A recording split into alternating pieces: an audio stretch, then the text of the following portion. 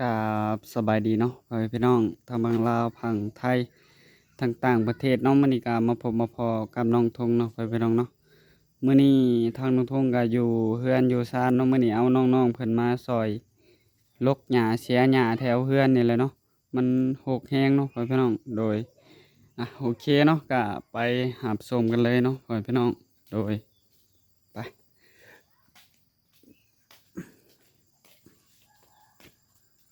โอ้ตอนนี้ก็น้องลินเพิ่นกำลังลบหญ้าอยู่อ่ะสบายดีน้องลินลกน้องลิน น้องแหล่เพิ่นไปกับน้องลาตรีเนาะเพิ่นกันจักหน่อยเพิ่นว่าสิมาพี่อยู่พอดีทางน้องทงก็เอาน้องลินกับวันดีน้องทิ้งถ้วยแล้วก็น้องละน้อยเพิ่นมาซอยเวียกอยู่ในนี้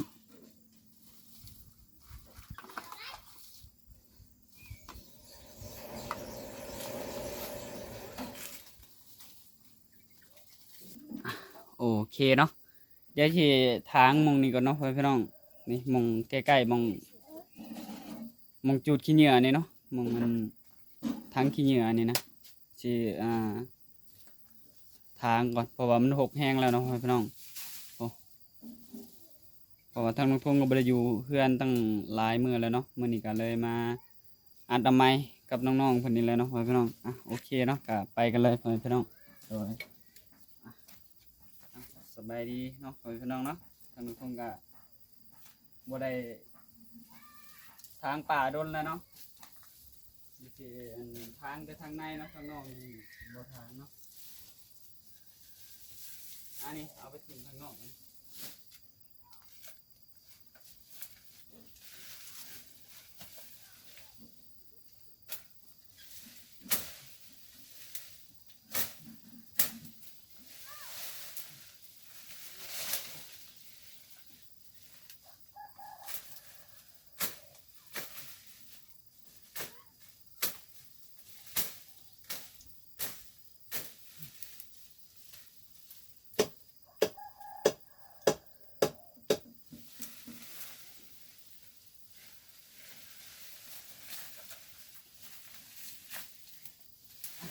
นี่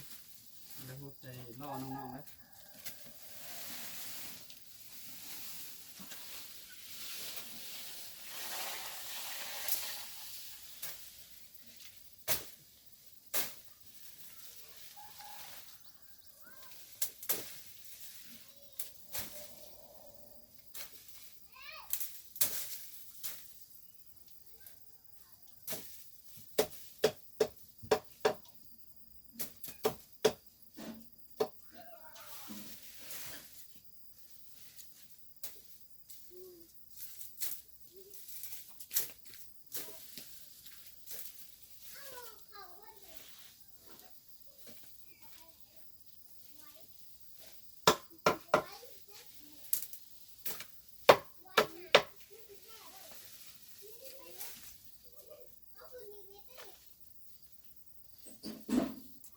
เล่นไปเอามีดน้อยนะมานี่นี่มีดน้อยจะพูดอยู่ตูบน้อยพวกสิตัดใบกล้วยเนี่ยออกใบกล้วยต้นที่มันเป็นหมาเนาะพี่น้องมันรกแห้ง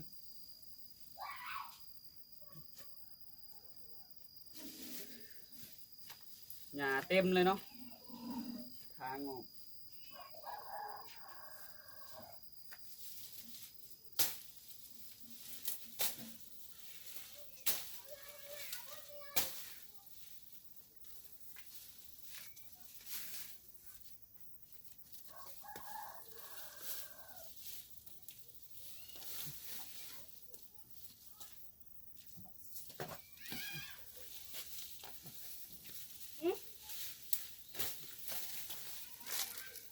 ลกหญ้ามึง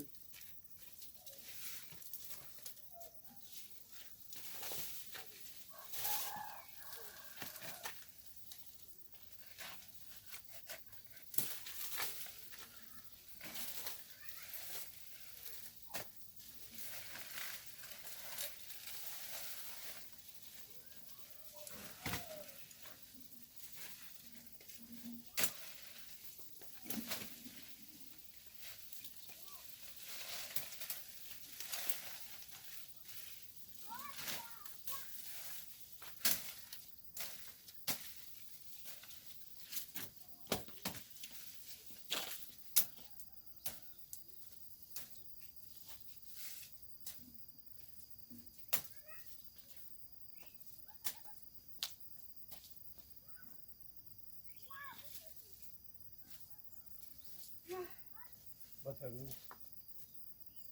น้องๆมันก็ตอกเฮียมันได้น้องนี่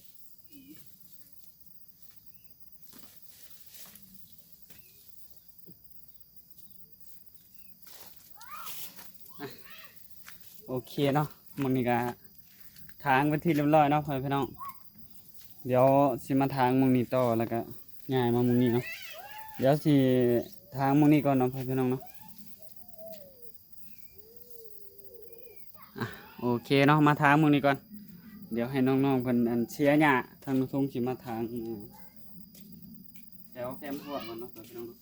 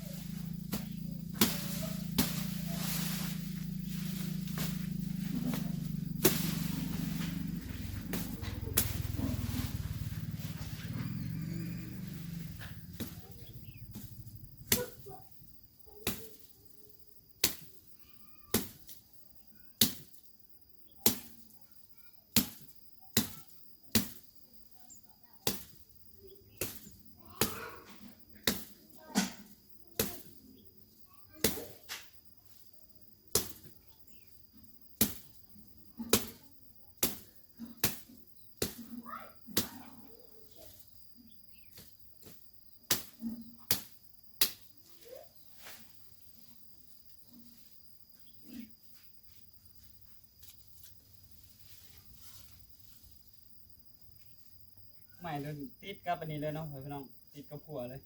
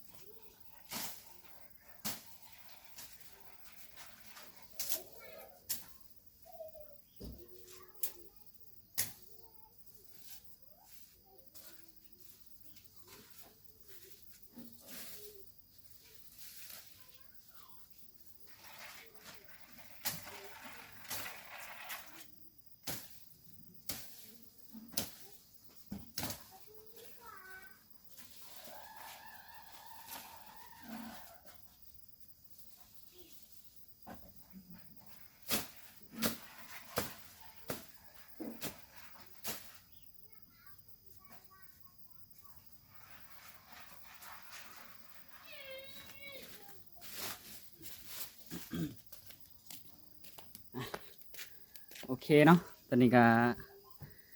ทางหมดแล้วมึงนี่น้องๆเพิ่นก็เป็นผู้คนเอาไปถิ่มอยู่ทางนอกเนาะเพิ่นบ่ได้มาดูแลเลยเนาะป่านี่ดินเพิ่นนี่เพิ่นบ่ได้มาดูแลเลยบ่ฮู้ว่าเพิ่นมียังบ่มีเจ้าของบ่รู้ว่าจังได๋เนาะพี่น้องโดยผู้ป่าน้องๆเพิ่นเนาะเอาสบายดีน้องวันดีสบายดีน้องทิ้งถ้วยเอาไปถิ่มใส่เลยบ่โอเคเนาะเอาไปถิ่มอยู่นอกเลยเนาะพี่น้องเดี๋ยวมันก็เปื่อยไปคือเก่าเนาะปลูกใหม่นี่ถ้าบริจูดมันก็เปื่อยไปคือเก่า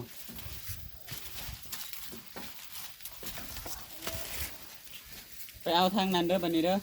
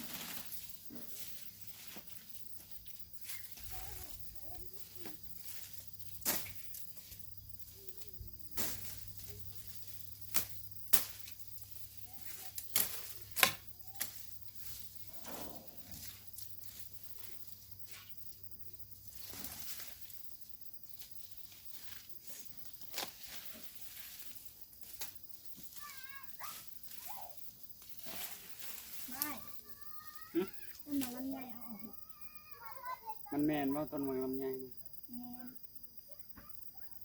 เบิ่งต้นมากกันนั่นออกเลยมันเป็นต้นไม้ลำไย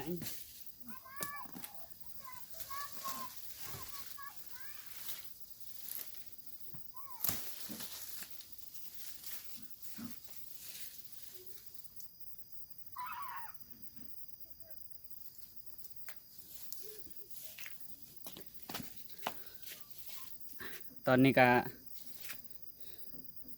ตัดไม้อันนั้นอยู่เทิงเรียบร้อยเนาะพี่น้องนี่ยังเหลือแต่แจมึงนี่แหละยังไม่ได้ตัดนี่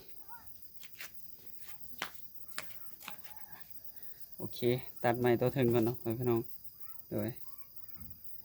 ตัดไม้ลามตามหัวเนาะตัดออกก่อน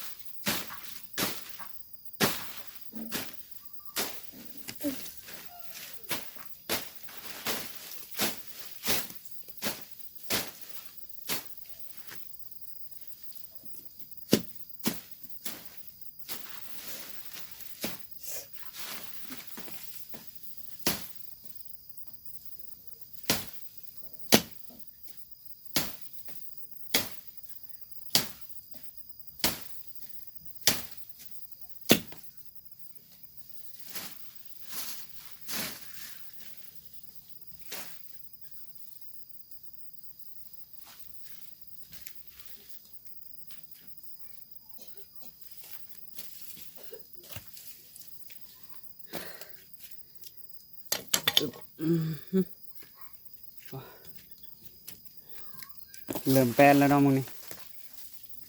น้องดินมันเห็นเริ่มแป้นแล้ว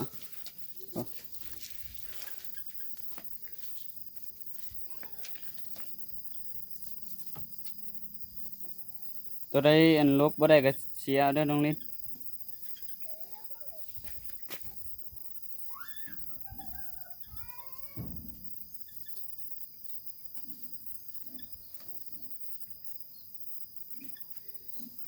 อยู่หน้าบ้านแห่งหลายเนาะพี่น้อง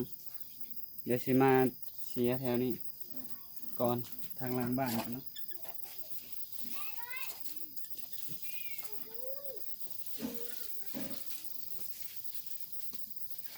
มีมีแต่พักคมพักอีคมนี่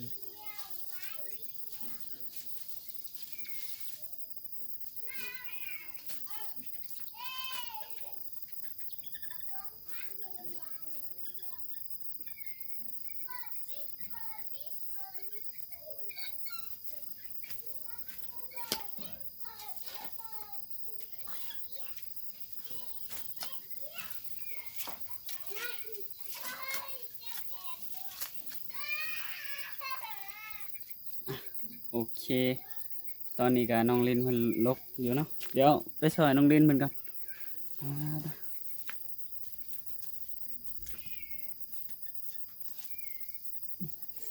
ลกแล้วก็กองใส่กันไหมน้องลิน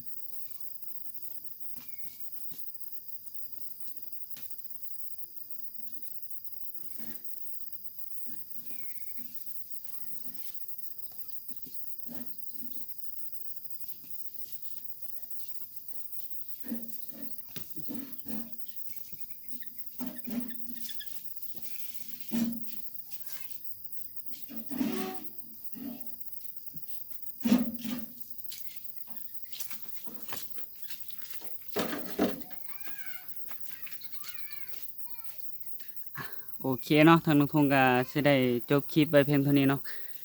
โอ้ตอนนี้ก็น้องๆเพิ่นกำลังหนเอาไปถิ่มเนาะโอ้อะโอเคเอาสบายดีน้อง